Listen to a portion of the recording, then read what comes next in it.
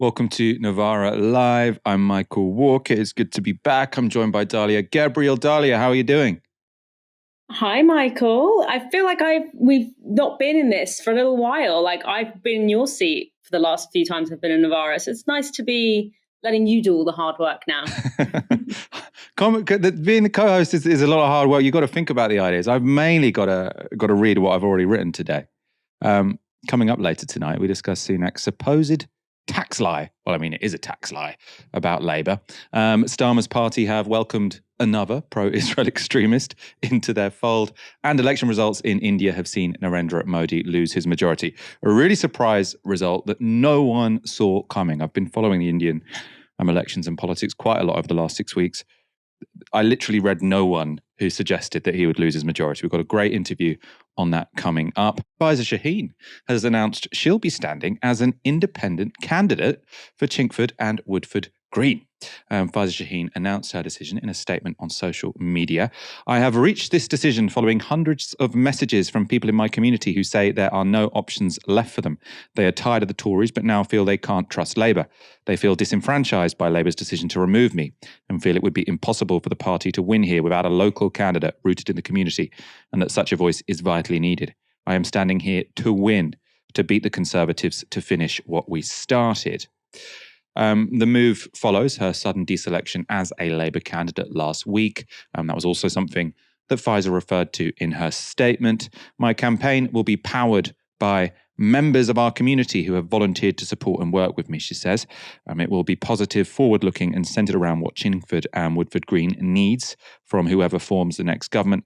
With its recent actions, many local people think Labour has handed a winnable seat to the Conservatives for another 5 years. I aim to show that there is a progressive alternative to both parties that puts Chingford and Woodford Green first. Soon after announcing her run, Shaheen spoke to Channel 4 News. Why have you decided to stand? Really, people stopping me in the streets, people writing to me, saying to me that they feel like there's no choice for them anymore, that they wanted me as their MP, that they don't want to vote Labour now. You know, they're tired of the Tories. They definitely don't want Ian Duncan-Smith again, but they also don't want to vote Labour anymore. From Labour's point of view, they have said, and I'll read you Angela Rayner's quote because she told us this yesterday, we have very clear that we want high standards for our candidates. I'm sorry she feels that way, so she was talking about you, but we make no apologies in making sure we have the highest standards for our candidates. How do you feel when you hear that? What's your response to that? I mean, obviously it's offensive, isn't it? I mean, I come from this community. I understand this community. I'm from a working class family. I went to the same institutions as some of the people running this country right now. I went to Oxford, I've got a PhD. You know, I've worked with governments around the world. I teach at London School of Economics. I don't know what else they would want from me. I think it's just an excuse. And especially when you look at the double standards of how I've been treated in terms of, you know, spurious tweets brought together over 10 years compared to others that have said and done clearly racist things and other misdemeanors who have been allowed to stay in the party. So I just think it's a convenient thing for them to say, but it's not very kind of them, and it's just not true. Shaheen is a known figure in her constituency and someone who could present a real challenge to Labour. She was first selected to stand for the Labour Party in the North London constituency in 2018. And in the 2019 general election, she came second against senior Tory Ian Duncan-Smith, and by just 1,000 votes. She also halved his majority. In 2022, Faiza was again selected to stand for Labour. But last week, with almost zero notice, the party blocked her from standing because of her Twitter history. Party officials said activities such as liking the tweets of a departing Green MEP, commenting on her own experiences of Islamophobia in the Labour Party, and liking a video from American comedian Jon Stewart disqualified her as a candidate. That led to her quitting Labour yesterday, accusing the party of subjecting her to, quote, a sham process initiated for spurious reasons. And Labour wasted no time in trying to smear her. This was Wes Streeting speaking to Radio 4 after Shaheen quit the party. Can I just ask about your party, which has had its National Executive Committee meeting? The candidate selections have been finalised. There's been quite a lot of controversy over them. Has that division over candidates being put to bed. Now, I asked because only last night 7 of your councillors in Slough resigned, and they cited as their reason for that the party's position on Gaza and the deselection of Faiza Shaheen.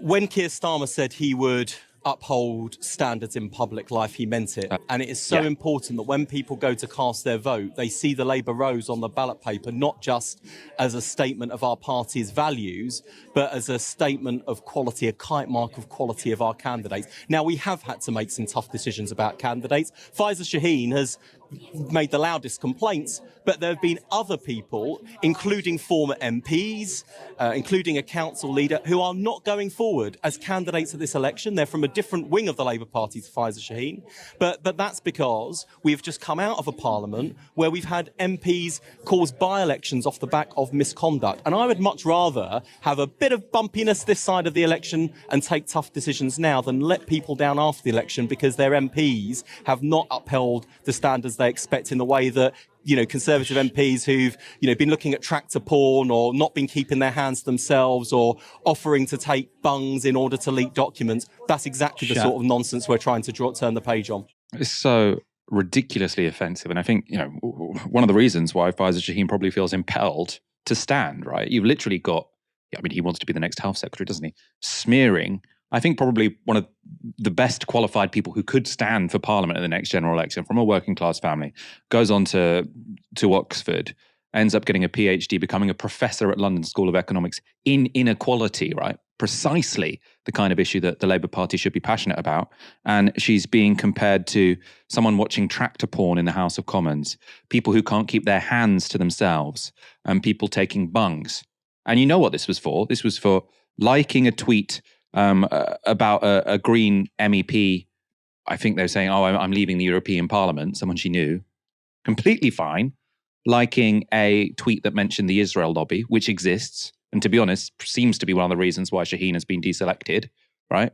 The Jewish Labour movement complaining about her, the Jewish Labour movement, which sort of in its constitution wants to foster close relations to Israel and takes offense when anyone talks about, well, meaningful moves towards peace in the Middle East, right? So nothing she has done is in any way wrong whatsoever. In fact, she's a perfectly qualified candidate.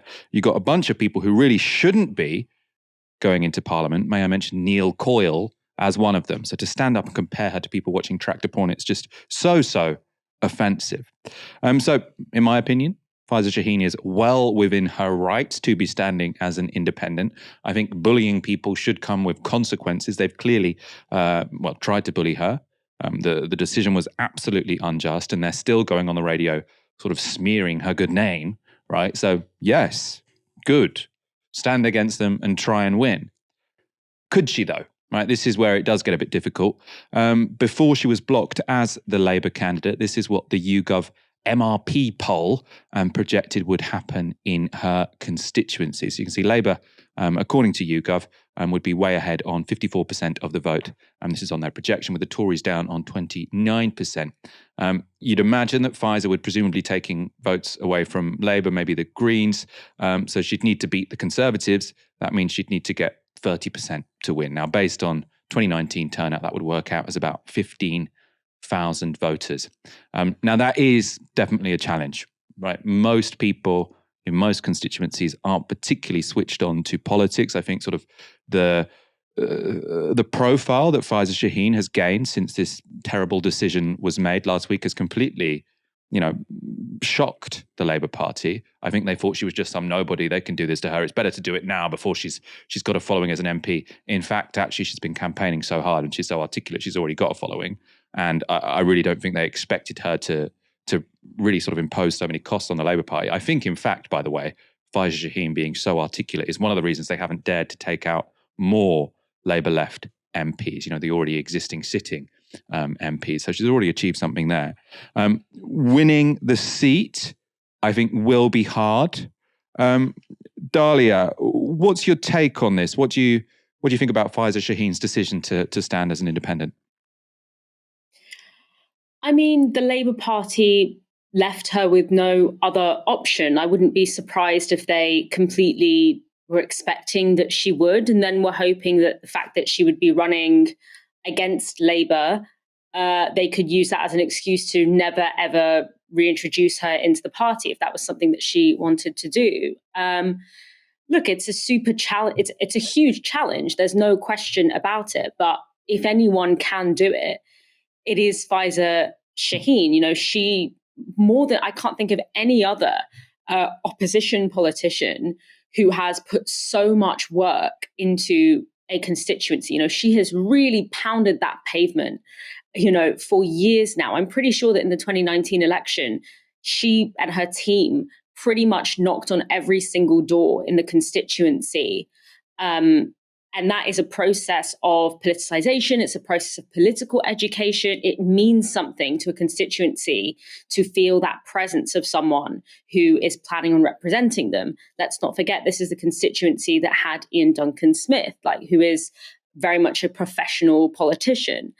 And so if anyone can do it, it is someone who has put in the kind of work that Faiza Shaheen has put in. And let's not forget, counter to what Wes Streeting is saying, the reason that Faiza has been treated in this way, the reason that she has been blocked, is not because she's a bad candidate. It's actually the exact opposite. It's because she's an excellent candidate. It's because she is within our system.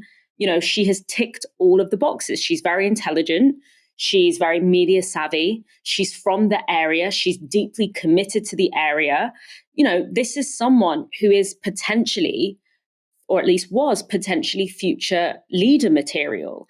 And what the Labour right are doing here is not just thinking about the next election. You know, Chingford, it's a constituency that they could still win in a landslide, even if they don't win Chingford. And demographically, the shift in Chingford means that it's likely to become a Labour safe seat in the future anyway. So the calculation they're making is more about what is the party going to look like over the next 10 years? And for them, the key thing that they have to prioritize is making sure that Labour can continue to play its role of caretaking the interests of British capital when the Conservatives are not in power. And in order to do that, you have to make sure that no one is entering the party from even a mildly socialist perspective who has any shot of becoming leader of the Labour Party again. The great spectre that is hanging over the Labour right is Jeremy Corbyn. It's the shock win of Jeremy Corbyn, all those years ago. And for them, what they are interested in doing now is not just winning this election, but fundamentally transforming the party, as they like to say, to ensure that there is no risk ever again of the left of the party, or even frankly the center of the party, the soft left of the party, gaining enough traction or gaining enough rootedness in the party to possibly ever have a leadership bid again. And they clearly identified Faiza as one of those potential future left-wing leadership candidates.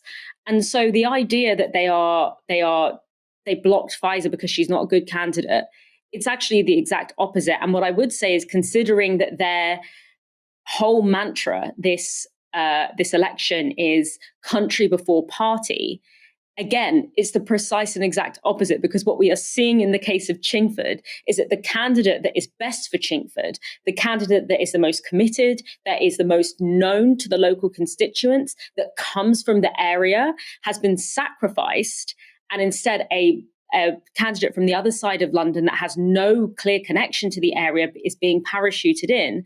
That better candidate for Chingford is being sacrificed in order to secure the interests of a particular faction within the Labour Party, but not just faction within the Labour Party, but political force within Britain, which is the interests of capital against what will only grow, which is the growing sense, particularly amongst young people, that a more redistributive political program will become urgent as inequality deepens. So on two fronts there, the Labour talking points are exactly the opposite of what is going on.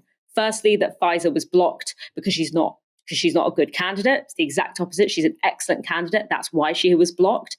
And second of all, the idea that that Keir Starmer's Labour Party is putting anything above the interests of the right wing of the party. Country, democracy, none of that holds a candle to what the Labour right feel that they need to do to crush any potential democratic representation of the left wing of the party in the next 10, 15, 20 years.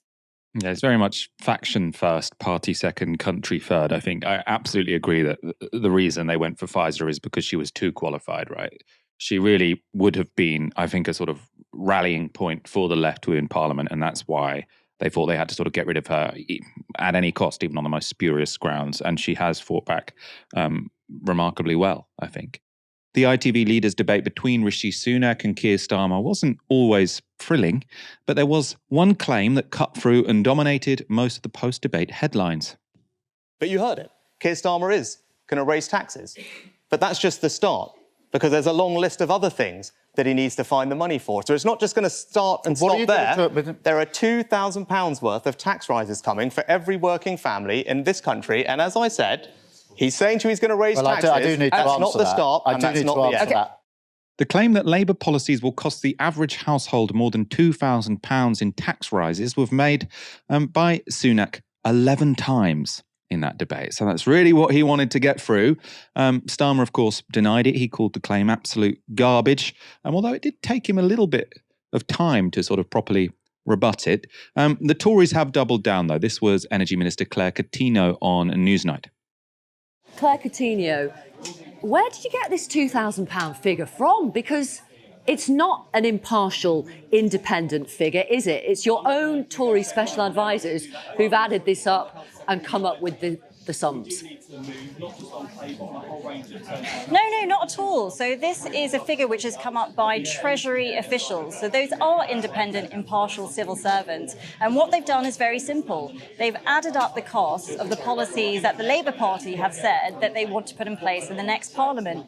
And the figure that comes out with is an extra £2,000 of taxes for working families. And the reason that I think Keir Starmer couldn't simply just say, no, I'm not doing that, for many, many times he was challenged on this question, is because it's true. I mean, Victoria, you put rubbish in, you get rubbish out, and that's what this is. That's independent civil servants in the Treasury. I'm going to pull you up on that, Claire Coutinho. I'm going to pull you up on that. They're not independent, they're not impartial. The assumptions on which the calculations are based have been made by Tory special advisors. They're political appointees, and hang on, and that is misleading to voters and therefore very disrespectful. So can I just say, those numbers are created by the Treasury, and there's very strict rules on how you can do opposition costings. If you think that the Treasury would just add up anything that Tory special advisors gave them, no matter what it was, and come out with a figure which is backed by the Treasury, then you're sorely mistaken. Okay. So that was similar to the line that Rishi Sunak was using in the debate. You can't argue with these, Keir Starmer, because these were figures which were come up by our neutral civil servants.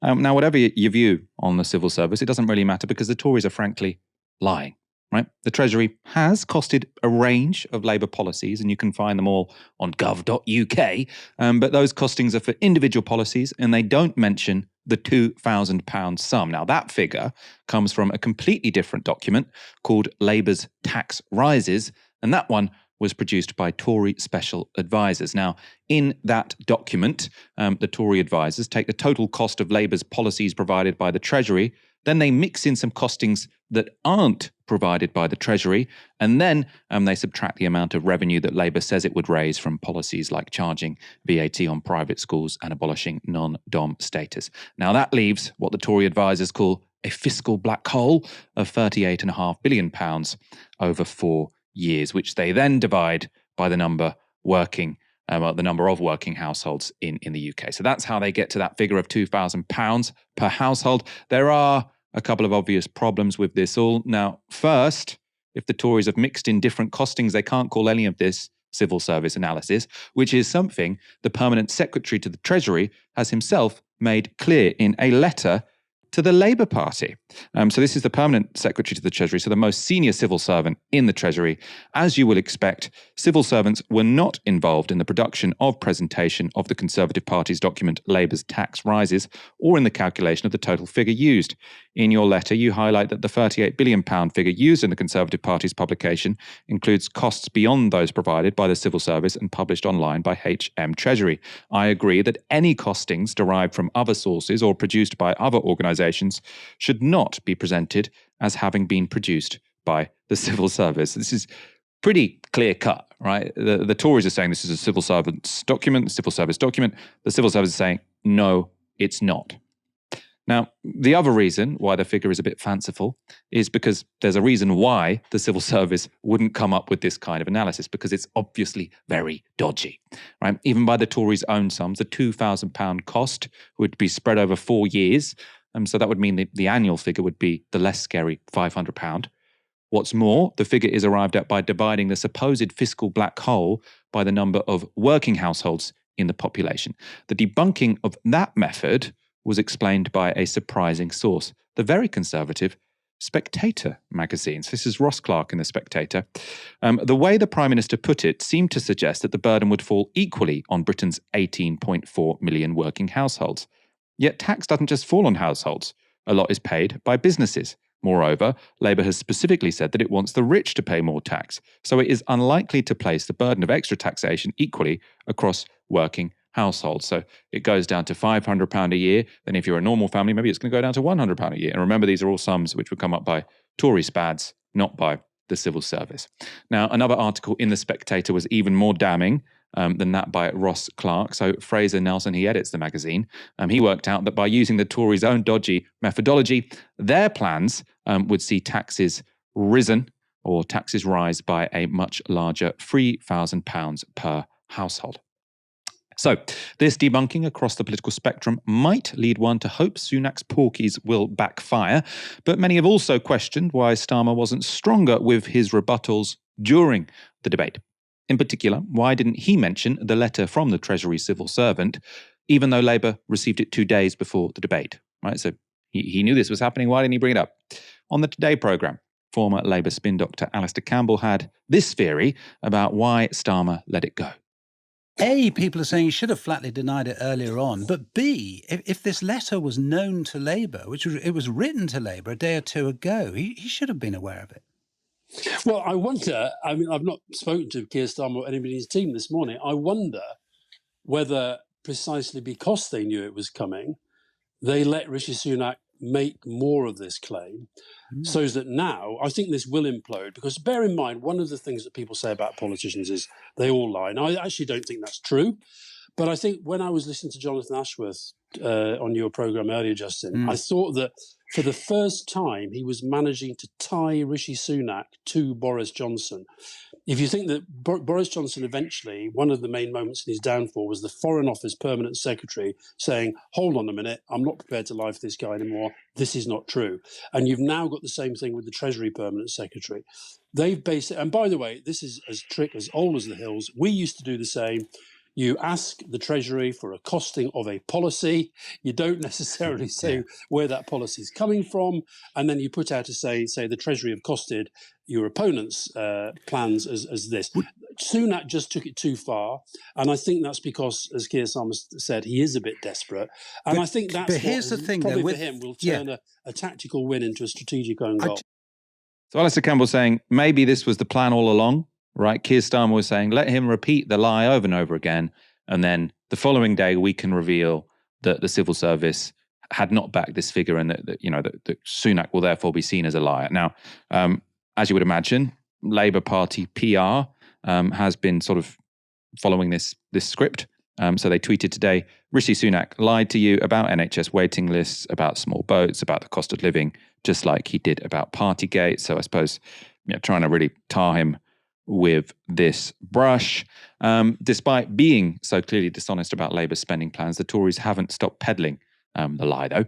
This was posted to Rishi Sunak's Twitter account.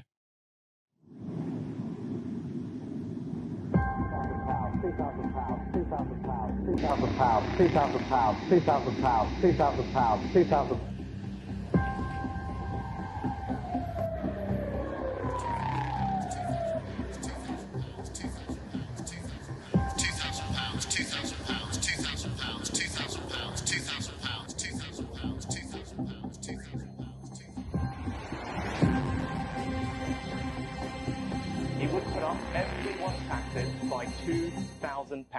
Dalia, lots of people sort of saying this is like the £350 million on the bus during Brexit, which was also a lie, but maybe it was effective. What's going on here? Untangle it for us. I actually think the comparison to the £350 million lie is really tells us a lot, because ultimately that was a lie, but it worked, right? We got Brexit, and part of the reason why was because there was this sense of, if we spend more, if we don't spend as much money housing immigrants or whatever it is that they like to say, then we'll have more money to spend on the NHS. Of course, that doesn't take into account the fact that the NHS is basically run by immigrant workers. But of course, that is the kind of the way that the state of the economy that the Conservatives like to promote to cover up their own failures in public spending. But the reason that these lies are effective, and the kinds of governance and politics that the Conservative Party have been trafficking in the past, for their entire tenure pretty much, is to essentially think about the headline that they want to create and to reverse engineer policies or approaches in light of getting to that headline. So the headline that they want to get to is, it's going to cost you more in taxes to have a Labour Party government. And the idea, of course, being that everything is still going to be as crap as it is right now. Because obviously, if there was a sense of, okay, well, the richest people are going to pay an extra £500 of tax a year, because when you break it down, this 2,000 figure is actually over 4 years, and it actually only applies to a particular segment of society. But if you put it like, okay, the richest are going to pay an extra £500 a year per household in tax, but we're going to have a really good NHS, you're going to be able to see a doctor, when you need to see a doctor, you're not going to have people being treated in corridors because there's not enough beds, But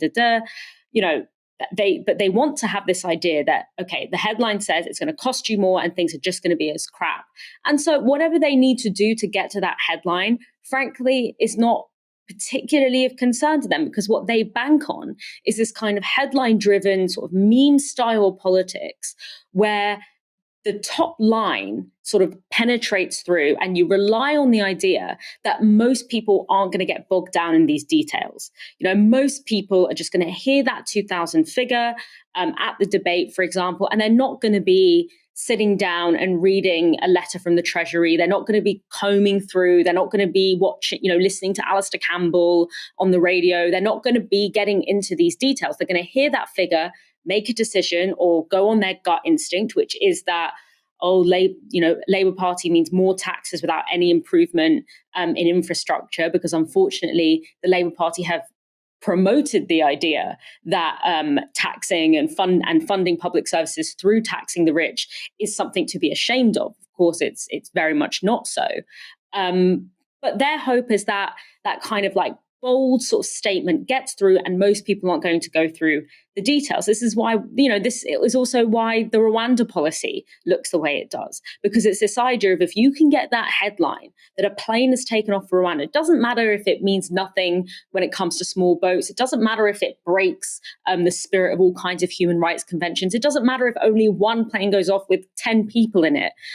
The point is that you got that headline. And unfortunately, with that style of governance, this is why we have so many broken systems in this country, because there's no long-term thinking. There's no detailed thinking. There's a reliance on this idea of political illiteracy amongst the public. And this is, again, why this idea that this was actually three-dimensional chess from Starmer to not pick him up on it in the debate, but instead wait for all of the sort of political wonks and journalists to kind of peel through it in the weeks after, doesn't really make any sense, because at the end of the day, the moment at which you have at least a significant number of the voting nation's attention is in that debate. So I think this idea of spinning it as some kind of three-dimensional chess strategy from Keir Starmer is somewhat laughable. He just clearly wasn't really prepared with a line to defend himself against that. But the point is that the reason that Rishi Sunak is continuing to peddle this is, again, because he is relying on the idea that the technicalities and the chatter is not going to cut through the overall vibe that he's speaking to, which is that diehard Tory voters, which is who Rishi Sunak is trying to hold on to because they know they're going to lose. They just don't want to lose by an excessively embarrassing amount. He is hoping that by kind of scratching that itch of, increased taxes, he will be able to hold on to that smaller contingent of diehard Conservative voters. But it also goes without saying, I just had to add in, I mean, this isn't to do with the overall story, but just seeing Alistair Campbell being like, people say all politicians lie, and I really don't think that that's true, is absolutely laughable considering that this man, was literally a spin doctor and is literally responsible for creating press around the Iraq war that is widely considered to have been at best misleading, at worst outright lying, that cost 1 million lives in Iraq. So the idea that he is now rehabilitating, and he's been doing this for a while, he's been talking about dishonesty in politics and all that. This idea that he has now become this truth crusader after the fact that he pretty much invented this particular style of headline grabbing politics and headlines above country, headlines above, actual politics and actual governance. I mean, it's like so cringy. I think I had goosebumps when I was hearing that because I was just like, that is so outrageous that you could have the nerve to say that. And it really speaks to the fact that we have allowed Alistair Campbell to rehabilitate himself like this. If we really were serious about kind of what we did in Iraq, what this country did in Iraq, that man would not be able to show his face on media, let alone as a crusader for truth in politics. The world's biggest election has delivered a result virtually no one expected. For the first time in 10 years, India's Prime Minister Narendra Modi has lost his parliamentary majority. Modi is still expected to remain Prime Minister, with the BJP-led National Democratic Alliance winning the largest number of seats. And as the results came in, Modi put on a brave face. On this pious day, it is definite that the National Democratic Alliance will make a government for the third consecutive time. We are all very grateful to the people of this country as they have expressed their trust in the BJP and the NDA. But Modi had not just set his task as winning re-election. At the start of the campaign, he had publicly set as a target that his party grouping would win 400 of the 543 seats in India's lower house of parliament. Now, in fact, the NDA won just 292 seats, so way off the target. And Modi's once beleaguered opposition have appeared in a buoyant mood. Rahul Gandhi, a leading figure in the Congress party, claimed the result as a win for India's constitution. I am extremely proud of the people of India. I'm extremely proud of the people who have resisted this onslaught on the constitution. और अंत में मैं आपको कह दूं कि इसको बचाने का काम. And in the end, I would say the poorest of this country saved the constitution. Earlier today, I spoke to Amogdar Sharma, lecturer at Oxford University and the author of the forthcoming book, The Backstage of Democracy, India's Election Campaigns and the People Who Manage Them.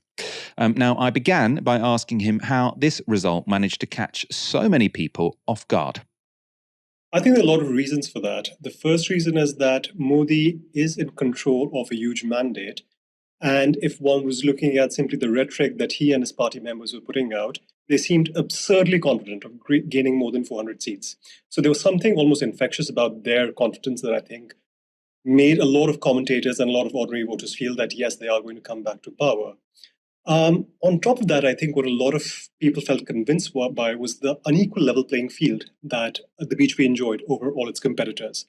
Here, of course, I'm talking about the fact that not just financial wealth with the BJP, as per news reports, commanded in huge sums, but also the fact that there was a shared perception that whether it was the administration, the police or security administration, the Chief Election Commission of India, all of these organizations which really help provide a level playing field, all of them were somehow biased in favor of Modi.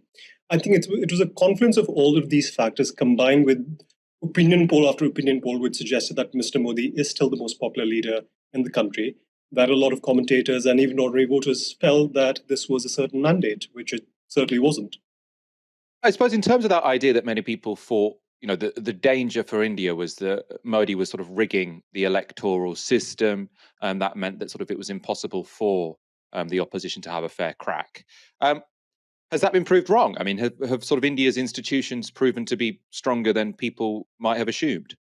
But let's be clear about what we perhaps mean by a perception of electoral rigging. There is a lot of noise amongst opposition parties, sometimes even within the BJP. And there's a general sense perception on the ground that the electronic voting machines, which is how votes are recorded in India's constituencies and polling booths, that was somehow been captured by the BJP. I feel that currently there's not enough evidence to support that claim. There already wasn't enough evidence to support that claim. So when it comes to the sanctity and the fairness of these machines, I think that has been more or less settled. I think these machines have proved to be quite robust. Where I think there was still a perception of rigging was, as I said, in the Election Commission of India, which is really the organization that oversees the fairness of the process. And, after the end of the polling, we had the Chief Election Commissioner of India come out and give an interview where the man said that he decided that he would not go after the top two leaders of both the Indian National Congress and the Bharatiya Janata Party, even if they were seen to be violating the model code of conduct, which governs the campaigning process. I think there is no better evidence of the rigging, or one can use another word for it, that the BJP was enjoying throughout this entire process than the words coming out of the Chief Election Commissioner of India's own mouth. I think it's these sort of things that really have built a perception about the fact that even if EVMs by themselves were fair, whether it comes to monetary resources, whether it comes to ensuring that all parties are treated fairly by the same yardstick, by the same regulations, a lot of that was just not happening. So to that extent, perhaps one could make an argument that this wasn't a free and fair election, and if the opposition has won, it has done against all odds. This isn't a catastrophe for Modi. He still is sort of leader of the largest party, likely to become prime minister. But what's sort of taken everyone off guard is that it seems that the support for Modi in India has declined. And so I suppose we need to really talk about why that might be. I'm looking at the economy, for example. India last year was the fastest growing major economy in the world. And we've heard lots about sort of levels of extreme and absolute poverty declining in India. Why has he not been rewarded for that to the extent that some people assumed he would be? Well, I think we should take the figures on the economy with a pinch of salt. There are certain data points that one can point to in the last 12 months where you could say that, okay, on this particular index, perhaps Mr. Modi's economic record has been good. But on the whole, the quality of macroeconomic data that's been coming out of the Indian government sources has been abysmal in the last 10 years. And, I can say this with my academic hat on. As researchers who study Indian politics, India's economy, there has usually been a wealth of data that we can rely on, good quality, gold standard data. But in the last 10 years, what we've seen is that governmental data has either been shoddy or it has been tampered with, right? So even the governmental figures on macroeconomy, we need to take it with a pinch of salt. There is a lot of gerrymandering there. The other thing worth saying is that even when the economy has done well, in crude measures such as growth rates, for instance, there is also now evidence that this has, of course, benefited the top 10%, or in some cases, really just the top 1% of India's rich population. Whereas the real story that's been coming out of this election has been the question of agrarian distress, which is why in provinces such as Punjab, Haryana, parts of Rajasthan, Uttar Pradesh, all of which are in North India, which are really key agricultural states and also electoral battlegrounds, the BJP has suffered huge losses. So there is an urban versus rural divide here that is worth touching upon. There's agriculture as a specific sector that I think we need to talk about, and the fact that average wages in the rural sector has stagnated. I think that's RBI data that points towards that. That's the Reserve Bank of India, the central bank in India.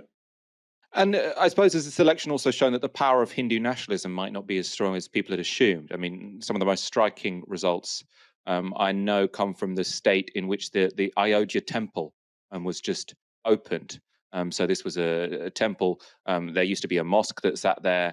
It was destroyed by Hindu nationalists back in the 90s. It's just been opened as a temple by Modi. This was supposed to be sort of a huge sort of declaration of victory for Hindu nationalism, essentially, and people thought that would surge Modi to victory in that state. In fact, the BJP have lost it.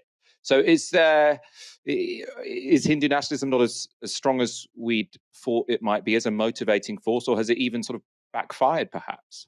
I wouldn't say that Hindu nationalism is not a force to reckon with. It certainly is.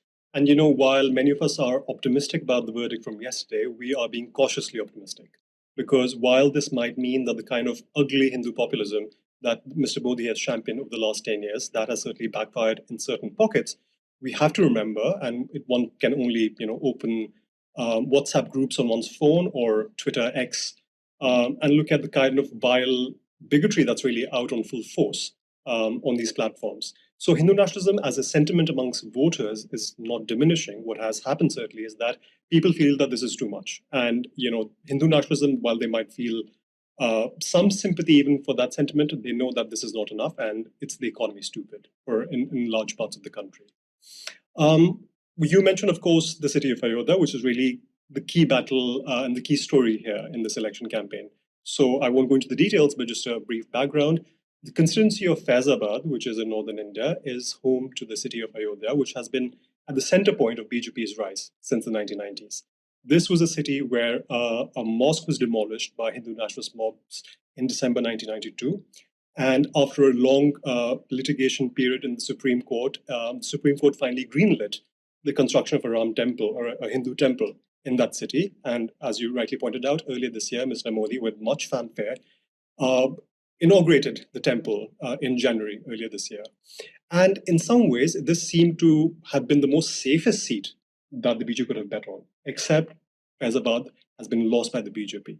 I think that clearly shows that while the BJP was clearly banking on the consolidation of the Hindu vote bank, the one constituency where it could have really piggybacked on this pro-Hindutva wave, it has clearly not done its magic. What happens now? So for the first time, as I understand, Modi will have to sort of arrange a coalition to become the Prime Minister for India again. What kind of parties is he going to be negotiating with, and how could that sort of affect how India is governed over the next 5 years? Certainly said to be a coalition government. The two key coalition partners that Mr. Modi will be relying on are JDU, Janata Dal United, which is a dominant force in the province of Bihar. And the second partner will be the TDP, which comes from southern India. Now, what's really interesting about both these coalition partners is that while they currently have lent their support and they have confirmed that they'll be supporting Mr. Modi's government, is that in the past they've actually fallen out with the BJP. And both these leaders of the JDU and TDP have actually publicly criticized Mr. Modi, specifically his record on secularism and his perception that, he is anti-Muslim. So, of course, they have, for all sorts of reasons, they have sort of, mended bridges with and have joined the BJP's coalition again. But I think this is going to be quite a precarious coalition, and they are certainly going to be throwing their weight as coalition partners. We already are hearing some whispers, even though we're waiting a confirmation, that both these coalition partners have made great demands. They've demanded certain key ministries in Mr. Modi's government, and they've also requested that certain key BJP leaders should not be part of the union ministry. Now, if this is actually true, this will be huge, because not only Mr. Modi's popularity has been cut to size, but some of the other key leaders who were being pitched as number 2 or number 3 successors to Mr. Modi will be cut to size. And that is a drastic development. One other thing that I think is worth saying is that, while this is true that this is the first coalition government that Mr. Modi is now going to have to manage at the center, even when he was chief minister of the province of Gujarat before he became prime minister, even then he had no experience of managing a coalition. All during his time as chief minister of Gujarat, he governed with a simple majority in the Legislative Assembly. So I think while all coalition governments are hard, the job for Mr. Modi is going to be twice as hard, simply because he has no expertise in this field. Coalition governments are all about compromise, reaching across the aisle and making some sort of concessions to one's coalition partners. And there's literally no evidence that one can point to in Mr. Modi's political record that can give one hope that he might be good at the job. That was Amogdar Sharma speaking to me earlier today. As I say, a result that no one was expecting. In the modern Labour Party, you can't like a tweet about the Israel lobby, but you can openly campaign to break international law.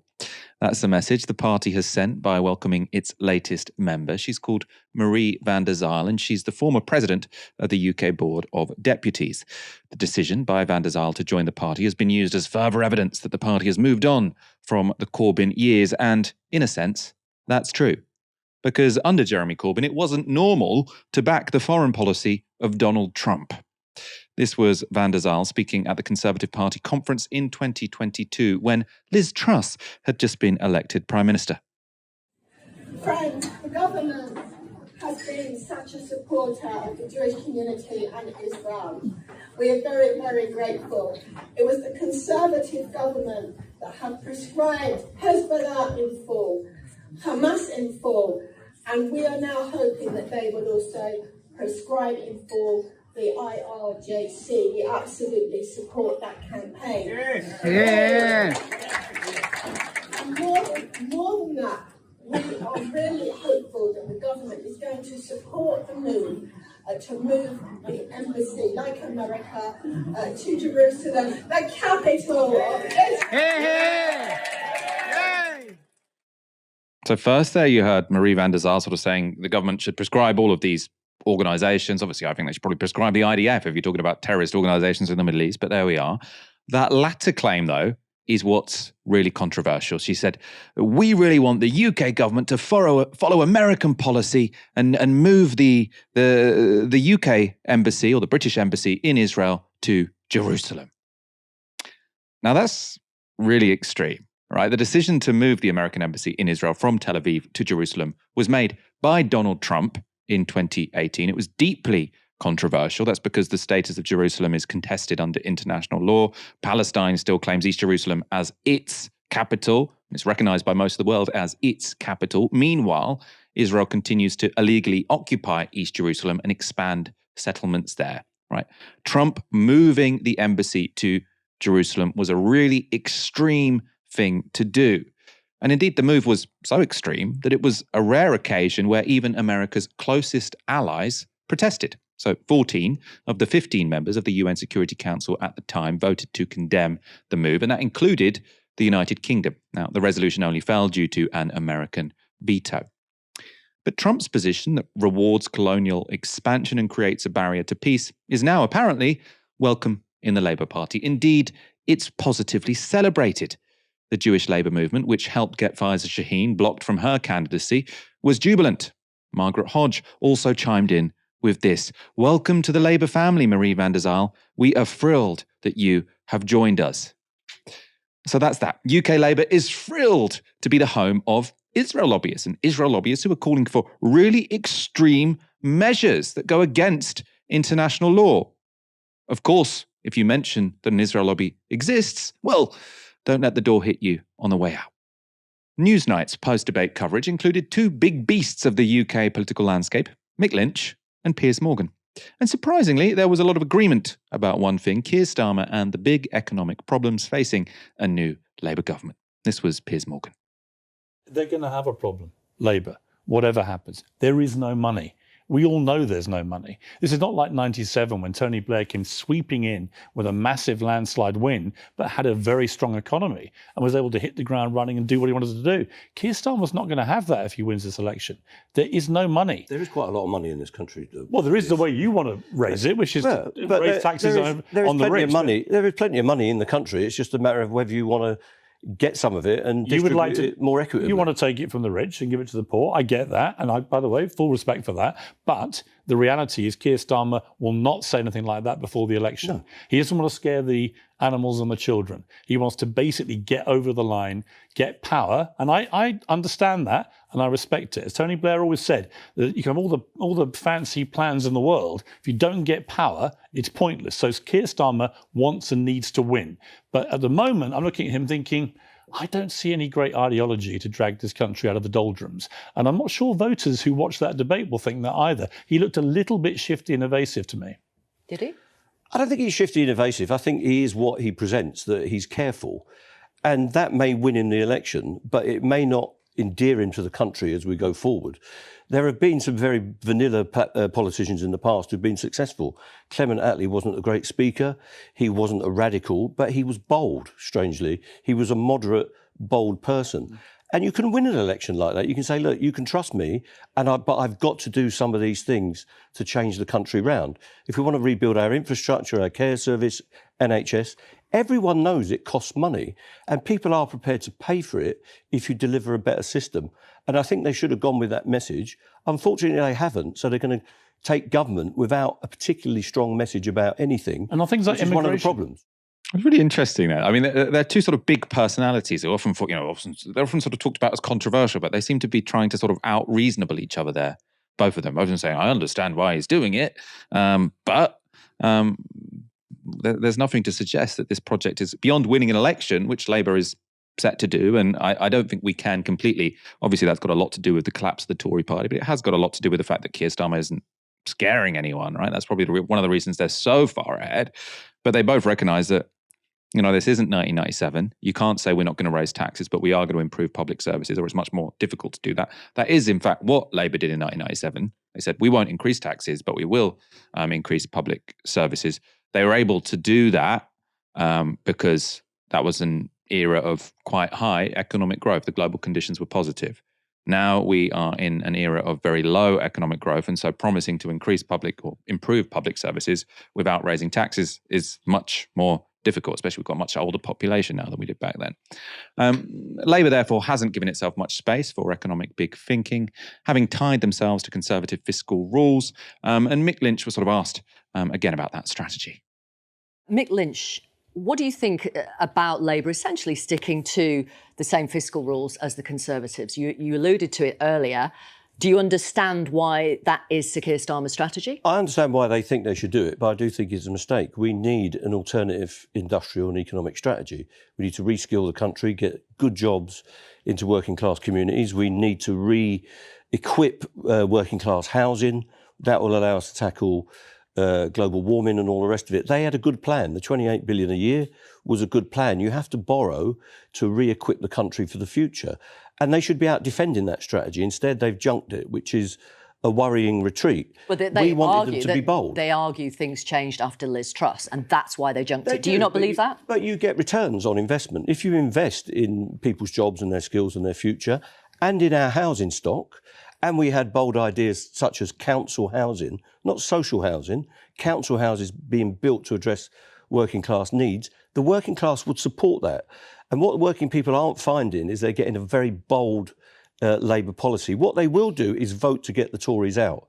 And we need to get Labour in order to get the Tories out. And that's what this election will be about. And that's disappointing. It should be about ideas. It should be about an alternative. Even if you disagree with it, it would be nice to be having that debate about an alternative.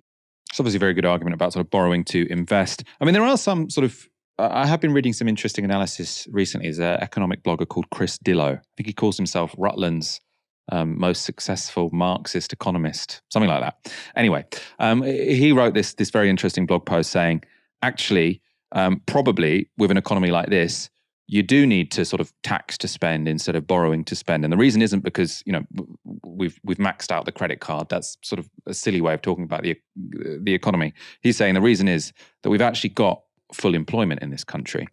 And if you want to sort of redirect labour towards labour as in sort of small L labour, workers, towards rebuilding a green economy, you actually want some industries to decline. In sort of a Keynesian would say, when you're in a sort of, when you've got high levels of unemployment, it's very good to borrow to invest. If you've got no unemployment or very low unemployment, which we have at the moment, if you want to redirect where those people are working to increase productivity, you're going to have to sort of take some demand out of the economy. And the best way to do that is by taxing sort of the better off, or taxing sort of, I suppose, activities that aren't particularly useful. So I'm leaning towards you want to tax to spend instead of borrow to spend. But I think the worst of all worlds is to say we just won't spend, which is kind of what the Labour Party is saying. Let's go back to Piers Morgan. He had this to say about Labour's approach. Again, just to reiterate, the way the polls are at the moment, Labour are heading for a massive, possibly historic landslide win. But Mick's absolutely right. The real problem is going to come the day after the election for Labour. And if they dig themselves into a hole, which they're currently doing, of not really being straight with people, not really committing to anything that is more than tinkering around the edges, we're all going to wake up and think, oh, brave new world, Labour after 14 years. And what are they actually going to be able to do? Because at the moment, public finances in this country are in the tank. But Labour are saying that. So Keir Starmer is saying that. So is Rachel Reeves. They are saying it will be a very poor economic inheritance, and we will not be able to do, Labour say, if they win, all the things that we would want to do. But they will end the incompetence and the corruption and the merry-go-round of politicians just looking after themselves. Will they? People are really sick. Will they? Well, I think you they seem will. very confident. I think they're more competent people. I think they're more straightforward people, but they need to get some vision. Very interesting. Dalia, what did you make of that? You've got sort of two big beasts of UK politics, often thought to be quite controversial. They're both basically saying, yeah, you know, you might as well vote Labour, but might not be that great. You know, it's very reasonable, not particularly exciting analysis from both of them, I thought. I mean, it's interesting seeing how Piers Morgan behaves when someone that he's, you know, respects and is maybe a little bit intimidated by is sitting next to him. I mean, I have to say it's. I'm obviously probably a bit harsher on Starmer than both Mick and Piers Morgan. I don't think that Keir Starmer is a more straightforward person than Boris Johnson or Rishi Sunak. I think actually he's really very much cut from the same cloth. I think Starmer's Labour is cut from the same cloth when it comes to what their ideology actually about what the point of politics is. And I think that especially this idea that, you know, we're inheriting a bad economy, so we can't do anything. The NHS was built from the ashes of a world war. So the idea, you know, that you can't create a new world out of the rubble of the old world is completely farcical. If anything, the kinds of systemic crises that we've lived through over the past, 5 years, particularly when it comes to COVID, cost of living crisis, that is all a reason, even more so, to be putting in the work to rewiring our economy. Because we know, you just have to walk through the city of London to know that there is a shit ton of money in this country. The point is that it is all concentrated in one very small part of London's economy. But the thing is, and those people are living fantastically. Those people have the highest quality of living of any point in human history. But at the same time, we have let them get away with thinking that they are the entire world and that they are the only people that should be catered to in terms of political campaigning. Because when Mick Lynch and Piers Morgan both say, Labour don't want to scare anyone off, they don't mean everyday regular people who want to see more funding on the NHS and who agree with ideas of like a windfall tax on energy companies, who agree with taxing the very, very, very top percentage of people in this country in order to fund social care services and the NHS. When they say we don't want to scare people, what they mean is we don't want to scare the City of London, and we don't want to scare, the people who we don't want to scare like the media, essentially. We don't want to scare like the media barons, the Rupert Murdochs of the world, who see their role as securing the interests of that financial elite to, continue. And it's an indictment that they are the people that influence political communications, political ideology, and political strategy so much more than the majority of this country, who, because of our financialized economy, because of our economy that focuses on a very small number of financialized activities that happen in the City of London, that the rest of the country has basically been seen as kind of redundant. And that's what our economy has done. It has shifted every focus, all the political and economic focus, into a tiny segment, small number of activities, and rendered, basically surplus so much that's happening, all of the other economic activities that make up our society, that make up the rest of the country. The idea that, Piers Morgan can say there's no money left in the country, that is a testament to the fact that despite the fact that they are on course to win this landslide election, the mentality of Starmer's Labour is a loser mentality. They've gone in saying, we're not really going to be able to achieve anything. We're not really going to be able to do anything. We're going to U-turn on anything that disrupts the City of London, like even in a minor way. I mean, it's loser talk. And even if they win the election, everything points to a broader sense that they're going to lose the broader struggle to actually make people's lives in this country livable. Let's wrap up there. That's all for now. Thank you, Dalia, for joining me on tonight's show. Thanks for having me, Michael. And thanks, everyone, for watching this evening. Before we finish, one story we haven't mentioned this evening is that the Welsh First Minister has just lost a confidence vote. It's non-binding, though. So it doesn't force him to resign from his position, but it does weaken his authority in the Senate. For more on that story, we'll be covering it on tomorrow's live show. So do come back for that. Also tomorrow, we have an interview going live with Green Party Deputy Leader Zach Polansky. Keep an eye on our channel tomorrow morning for that. For now, you've been watching Novara Media. Good night.